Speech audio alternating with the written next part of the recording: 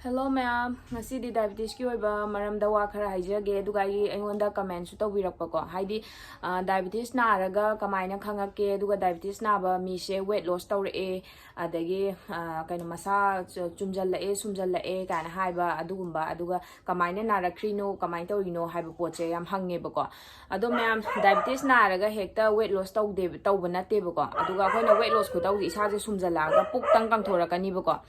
aduga kaino overweight oiba mina su diabetes na ani bako aduna si di kya laite aduga akoina isa sumjalaiba kangjalaiba do chaba thakpada yam soibai ne bako adu sini mi amaga manade ba aduga narakpai se ai oina di isa sondarakpa patharakpa hypertension lairakpa sumbadai myam khangakpa ne bako aduga kaino se myam sungsoi soidana isana depression laiba overthinking am tawba anxiety depression aduga bp gumba laiba ko adumba mina sungsoi soidana kaino akhoi fasting test se tawthokpiyo bako adum lab ta paisa su yam lawda bane ba 100 200 mutang lawm do male mind di law bane bako aduduga kaino tawbiyo mi khuding makse amaga di manada bane do hojikan se na da ba mi se laidi laitrabane aduduna dumaini yang thopi aduga khoina pre diabetes se kai kamaina khangni ai pre diabetes na kaino samna ga yumda lab ta chatpa nattabida yumda glucometer daga tawraga khoina test tawbudo adu singdo adugi namu kamai khangni hai kanda 100 ki makha laiba 100 ki manungda laiba oi targadi isado normal ni ko aduduga 100 tagina 125 pau laibaje sisina mo pre diabetes ne ba ko ado khwai maru je pre diabetes ne ba pre diabetes ta section da badagi ne diabetes la ami se ko aduna pre diabetes yam section ga dabani aduga pre diabetes ta khoina phahuna ba diet tawra ta hota ri khoi diabetes se kasu lak panga moi ko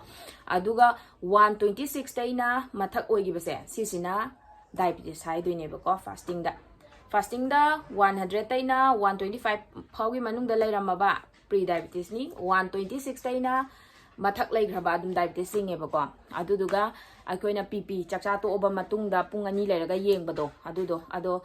smain tawba yawbane yumda yengjaba lab ta chatabida yumda glucometer laibagi yengboi targadi smain yeng tawbiyo bako doctor khara mana chakcha ba hek tokpagi khut ham tokpai timing do haidi last akoina hukpai timing do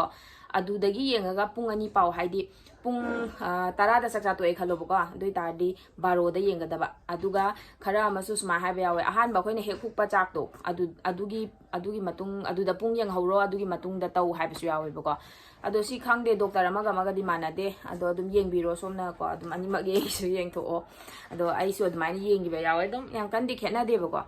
aduga khoina kaino sina one chakcha to ga adugi yengba matung do adudana 140 gi makha leitar ga di normal neba aduga 140 dagina 200 sumaina leiragana kaino oidoi neba ko 140 dagina 200 paugi manungda leiragana pre diabetes aduga chakcha to paini ko sina 200 ki mathakta leigibsine wong diabetes se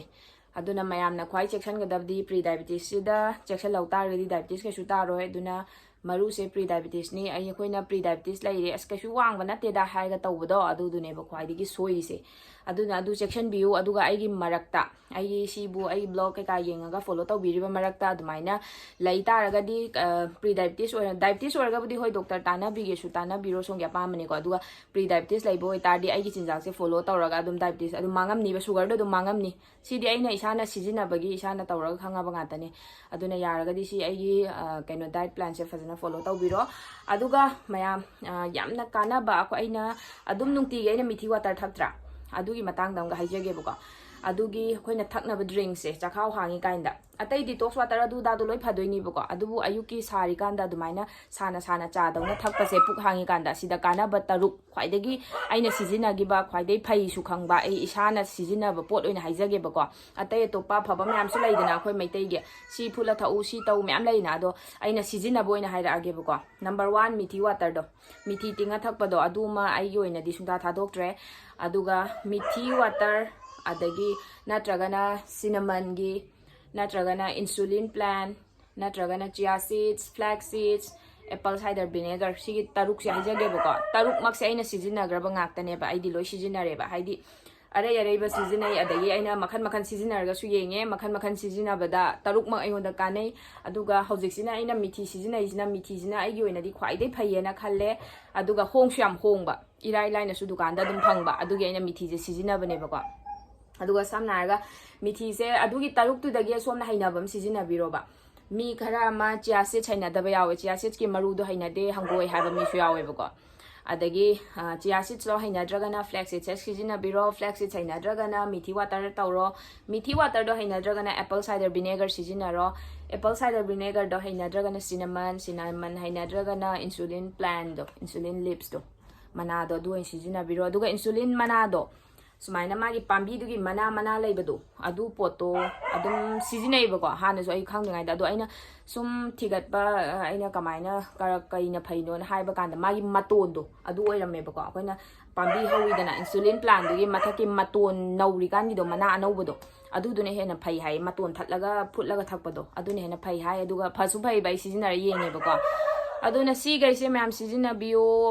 pot taruk tu da somna hainaba amdi ayuki cha thakpa dauna puk hain kan da pasina adu thakpiro adu matung da dum somna hainaba detox water liter amadi dum breakfast cha dikan da thao sisina ina ma'am da haijaningi se aduga weight loss tawning ba singsu adum aina haiba sing se weight loss ta zo dum tawrabani kanarabani aduga weight loss ki oina di amu sumaina insulin plan adu da thakpai mathau ta de na aduna ni ba ko ina diabetes ki matang da dang hairi se aduga ma'am kaino ngasi di detox water anauba khara semake ba constipation laiba adi khong hamba yadaba adu dagi problem laiba mi adagi chakhau sokpa mi gi diabetes ki weight loss ki makhan ahum mari semake duna makhata na video se dum yengbiyo aduga ma'am hanjan haijari yarega di amuktang diabetes fasting test sem ta tawthokpiyo lab ta chalpalaga tawba pharak tar su yumda glucometer da tawbiro aduga aina hairiba hojik 100 laigadamni adu tawgadamni ada tawgani hai ma'am do munna tabiro aduga yengbiro kya lay ado somna section biro aduga pre diabetes lairamagana aina chariba diet plan se phajana follow tawo si je hanjan haininge hakjang phana na da biek ta bida laise hayeng akoina asok apan yauraga ana ye yaura kan da madi diabetes lairambadagi oti tawba yadre ade madi smaina tawdre yam thokpane basi problem je diabetes lairamme sugar wangamme khotle se ado matamdu da khangaga yadab tamam de na miyoiba asok ana adu ada se aduduna yaragadi diabetes test se tawtho thamoro si haijage ma'am dui makha da yengbiro ma'am ai hojik cha lon ge ai gise amul taza machado packet aduna lon doine ba ko ai thandagi ne ba ado ayukta mama hoina thakibagi chamana ga isinga dang lon ba lai ba ko adu dum hapchala lon doine ba chamna do pamu yana ado sumaina dum sangom hapchan baga tespata khara hapani aduga cinnamon ni ko cinnamon powder khara hape adage ginger powder amu kitang hap ga doine aigi se ginger powder hape ko ado sing adum powder na trasu lai radi dum hapo aduna bo hena phai ne ba ko ai lai ta bai ne ba aduga cinnamon jiju stick oina hapa su ai ba dum ingi kan dai hapchal lo ade chamna khara wat kani haina chamna khara hapchal le aduga lolani ilaichi lai radi ilaichi jo hapchal lo yam haw bane ilaichi hapa do manam nushi bane ado ai gi ilaichi lai tre mya मैं चालोन बै हापख्रेदना को अदो संगोम powder ना loan बसे फट्टे हाइदना अदो संगोम powder दो चीनी फना यावदना थक तारगा सु वेट लॉस होइगेरा डायबिटीज होइगेरा सुन्या यादे मसागी चीनी थुम बै सरुक यावरा लाकपने आइसु चा एडिक नेबको चांगौदा ngaweba अदो याम फट्टे मैम याम फट्टे दुम दंग थादोकना फोनाबदा याम Y aduna glass cup macha macha dangoi su thakpane ado aigi cup se am saubani ado ton milk macha dumna ising khara yalaga tawraga dum tawbagi hena su yamine bako ado sida aina happy ba cinnamon yi kana ba se samna ga cinnamon se taseng na haina de dum haye bo haina ba misu layamni ai goin de haina de adu bo ai diet plan de cinnamon je hap ta ba ya de nai khan bai tare aduna aina cinnamon se koina hormonal imbalance oi ba PCOD PCOS ko sumba da loi kana re weight loss diabetes cinnamon yi kana ba se sukki mati kana re hai tare aduna cinnamon se ai diet plan da hap ta se ina kamaina torgo ina hap sige hai kan da cha do ina se maga hapai wani da aduduna mayam su sumaina sa thakpaje sumaina in thakpiyo aisi ama thaga dum nungdang warum gi karim ta chaning aroi bo ko puk to dum thangatlani ba aduduga kaino khoi period lakpadaga puk kana ba khotpado adum bodo loina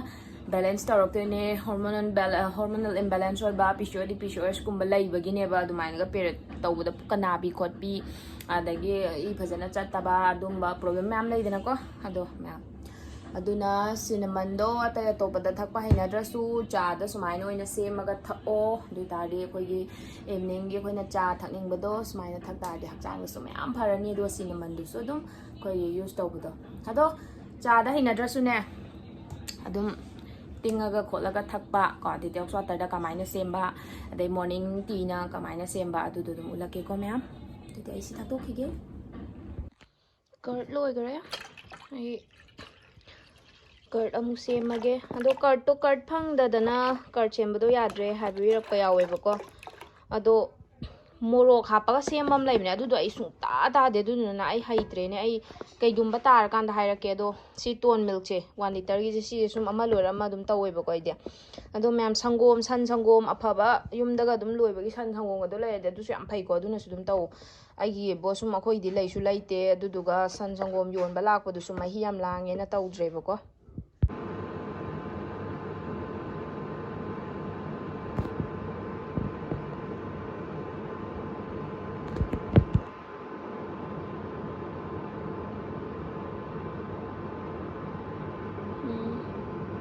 ꯁꯧꯔꯦꯀꯣ ꯃꯌꯥꯝ ꯁꯤꯒꯤ ꯆꯥꯡꯁꯤꯗ ꯑꯗꯨꯝ ꯃꯨꯊꯠꯄꯤꯔꯣ ꯍꯥꯏꯗꯤ ꯀꯨꯏꯅ ꯁꯧꯍꯟ ꯂꯩꯕꯩ ꯃꯊꯧ ꯇꯥꯗꯦꯕꯀꯣ ꯑꯗꯨꯗꯨꯒ ꯁꯤꯒꯤ ꯃꯅꯤꯟ ꯃꯩꯈꯨ ꯀꯥꯔꯤꯁꯦ ꯁꯤꯗꯪ ꯐꯈꯤꯕꯒ ꯑꯗꯨꯝ ꯁꯦꯝꯃꯗꯣꯏꯅꯦ ꯍꯥꯏꯗꯤ ꯌꯥꯝ ꯏꯪꯊꯗ꯭ꯔꯤꯀꯥꯟꯗ ꯌꯥꯝ ꯁꯥꯕꯁꯨ ꯌꯥꯗꯦ ꯌꯥꯝ ꯏꯪꯕꯁꯨ ꯌꯥꯗꯦꯕꯀꯣ ꯑꯗꯨ ꯃꯈꯥ ꯇꯥꯅ ꯁꯦꯝꯃꯛꯀꯦ ꯑꯩꯒꯤ ꯁꯪꯒꯣꯝꯗꯣ ꯃꯅꯤꯟ ꯍꯟꯈ꯭ꯔꯦ ꯑꯗꯣ ꯑꯩꯅ ꯀꯔꯠ ꯁꯦꯝꯒꯗꯕ ꯄꯥꯇ꯭ꯔꯁꯤꯗ ꯍꯩꯗꯣꯛꯄꯤꯔꯅꯤꯀꯣ ꯁꯤ ꯂꯤꯇꯔ ꯑꯃꯅꯦ ꯁꯨꯃꯥꯏꯅ ꯍꯩꯗꯣꯛꯄꯤꯔꯅꯤ ꯌꯥꯝ ꯏꯪꯕꯁꯨ ꯌꯥꯗꯦ ꯑꯗꯨꯒ ꯍꯦꯛ ꯁꯧꯕꯒꯤ ꯊꯥꯡꯊꯕꯗꯨꯒꯁꯨ ꯌꯥꯗꯦ ꯍꯥꯏꯅꯦꯕ ꯑꯩꯒꯤꯁꯦ ꯑꯗꯨꯒ ꯃꯌꯥꯝ ꯁꯤꯁꯤꯅ ꯑꯩꯒꯤ ꯍꯥꯟꯅ ꯁꯦꯝꯕ ꯀꯔꯠꯇꯣ ꯑꯗꯨꯝ ꯀꯔꯠ ꯑꯃꯨꯛ ꯂꯩꯅꯗꯅꯕꯅ ꯑꯩꯅ ꯁꯤꯁꯦ ꯑꯗꯨꯝ ꯈꯥꯛꯄꯅꯦꯕꯀꯣ ꯁꯤꯁꯦ ꯆꯥꯃꯁ 2 ꯍꯥꯞꯇꯣꯏꯅꯦ ꯑꯩꯒꯤ ꯆꯥꯃꯁꯀꯤ ꯆꯥꯡꯁꯦ ꯌꯦꯡꯉꯨꯇꯣ ꯌꯥꯝ ꯄꯤꯛꯄꯗꯨꯁꯨ ꯅꯠꯇꯦꯕ ꯌꯥꯝ ꯄꯤꯛꯄꯗꯨ ꯑꯣꯏꯔꯒꯅ ꯑꯗꯨꯝ ꯑꯅꯤ ꯅꯠꯇꯕ 3 4ꯒꯤ ꯆꯥꯡ ꯑꯗꯨꯝ ꯍꯥꯞꯄꯣꯕꯀꯣ 5 6ꯇꯤ ꯌꯧꯔꯨꯔꯅꯨ ꯑꯗꯣ ꯁꯤꯒꯤ ꯆꯥꯃꯁꯁꯦ ꯁꯨꯃꯥꯏꯅ ꯊꯟꯅ ꯁꯨꯃꯥꯏꯅ ꯍꯥꯞꯄꯤꯔꯅꯤ ꯑꯗꯒꯤ ꯁꯨꯃꯥꯏꯅ ꯑꯅꯤꯅꯤ ꯑꯗꯣ ꯈꯤꯇꯪ ꯑꯩꯒꯤꯁꯦ ꯃꯍꯤ ꯂꯣꯏꯔꯝꯗꯥꯏ ꯈꯤꯇꯪ ꯄꯥꯏꯕ ꯑꯗꯨꯅ ꯈꯤꯇꯪ ꯀꯔꯠ ꯈꯤꯇꯪ ꯍꯦꯟꯖꯟꯕ ꯀꯩꯁꯨ ꯀꯥꯏꯗꯦꯀꯣ ꯁꯨꯃꯥꯏꯅ ꯍꯥꯞꯄꯦ ꯑꯗꯣ ꯑꯩ ꯚꯤꯗꯤꯑꯣꯁꯦ ꯍꯥꯟꯅꯁꯨ ꯑꯗꯨꯝ ꯍꯥꯞꯈ꯭ꯔꯕꯅꯦ ꯀꯔꯠ ꯁꯦꯝꯕꯩ ꯑꯗꯣ ꯅꯧꯅ ꯌꯦꯡꯕꯁꯤꯡꯒꯤ ꯑꯃꯨꯛ ꯅꯧꯅ ꯍꯥꯞꯄꯛꯏꯅꯦꯕ ꯁꯨꯃꯥꯏꯅ ꯐꯖꯅ ꯑꯣꯠꯈꯥꯏꯕꯤꯔꯣ ꯀꯣ ꯁꯦꯀꯦꯟ 20 ꯑꯃ 30 ꯑꯃ ꯁꯨꯝ ꯁꯨꯃꯥꯏꯅ ꯊꯨꯡꯉꯝꯃꯅꯤ ꯍꯥꯏꯕꯗꯨꯐꯥꯎ ꯑꯣꯠꯄꯤꯔꯣ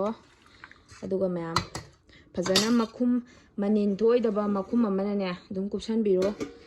ꯑꯗꯨꯒ ꯑꯩꯈꯣꯏꯅ ꯃꯐꯝꯗꯣ ꯂꯦꯡꯗꯕꯤꯗ ꯍꯥꯏꯗꯤ ꯂꯦꯡꯉꯔꯣꯏꯗꯕ ꯃꯐꯝꯗꯣ ꯑꯣꯏꯅ ꯊꯝꯁꯦꯕ ꯑꯩꯈꯣꯏ ꯂꯦꯡꯕ ꯌꯥꯗꯦ ꯁꯤꯁꯦ ꯑꯃꯨꯛꯇꯪ ꯑꯃꯨꯛꯇꯪ ꯀꯔꯠꯁꯦ ꯍꯥꯞꯄ ꯑꯣꯠꯈꯥꯏꯈꯤ ꯇꯥꯔꯗꯤ ꯑꯗꯨꯅ ꯁꯨꯃꯥꯏꯅ ꯃꯅꯤꯟ ꯀꯨꯞꯄꯣꯏ ꯃꯅꯤꯟ ꯆꯠꯂꯣꯏꯗꯕꯁꯤꯅ ꯑꯩꯗꯤ ꯐꯖꯅ ꯀꯨꯞꯁꯜꯂꯝꯃꯅꯤ ꯑꯗꯨꯗꯨꯒ ꯃꯌꯥꯝ ꯍꯌꯦꯡ ꯅꯣꯡꯉꯥꯜꯂꯛꯄꯗ ꯅꯨꯡꯗꯥꯡꯅꯦꯕ ꯑꯩꯅ ꯍꯧꯖꯤꯛ ꯁꯦꯝꯃꯤꯁꯦ ꯍꯌꯦꯡ ꯅꯣꯡꯉꯥꯜꯂꯛꯄꯗ ꯑꯗꯨꯝ ꯃꯥꯒꯤ ꯀꯔꯠꯁꯦ ꯑꯗꯨꯝ ꯑꯣꯜꯂꯝꯃꯅꯤꯀꯣ ꯑꯗꯨꯅꯤ ꯃꯌꯥꯝ ꯁꯤꯅ ꯏꯔꯥꯏ ꯂꯥꯏꯕ ꯊꯕꯛꯅꯦꯕꯀꯣ